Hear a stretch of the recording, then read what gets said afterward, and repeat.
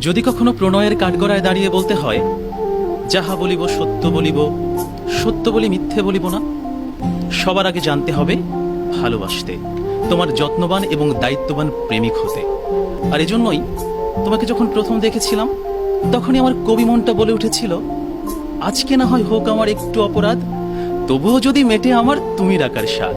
তুমি আমায় দণ্ড দাও, দাও কারাগার, সেথায় হব প্রেম কয়েদি 100,000 বার। দুঃখ পেলে তুমি সখা, ব্যথা পাই আমি, নিকোটিনের ধোঁয়াহীন একলা ঘরে হব তোমার স্বামী। এই যে আমার কথাগুলো শুনে তুমি মিচকি মিচকি হাসছো, তোমার এই হাসিই বলে দিচ্ছে তুমি অন্য কারো নও, তুমি আমার হতে চাও। তোমার এই লাজুক হাসিটা আমার হৃদয়ে এসে লাগছে, আমি সুখের মতো ব্যথা পাচ্ছি। হৃদয়ের কোন ব্যথাটা কিরকম, কোনটি হার্ট অ্যাটাক আর কোনটি লাভ অ্যাটাক। এই যে তুমি মাঝে মাঝে হাসছো, মাঝে মাঝে একটু রাগ করছো, মাঝে মাঝে লজ্জা পাচ্ছ, আবার মাঝে মাঝে চুপ হয়ে যাচ্ছ। এই যে তুমি আমার কথা শুনে চুপচাপ বসে আছো, এই যে নীরব আছো তুমি। মুরব্বীরা বলে থাকেন নীরবতাই নাকি মেয়েদের সম্মতির লক্ষণ, আর যে মেয়ে নীরবভাবে সম্মতি প্রদান করে সে হয় পরিবারের লক্ষ্মী মেয়ে। আমাদের প্রিয় কবি জীবনানন্দ দাশ বনলতার প্রেমে পড়েছিলেন।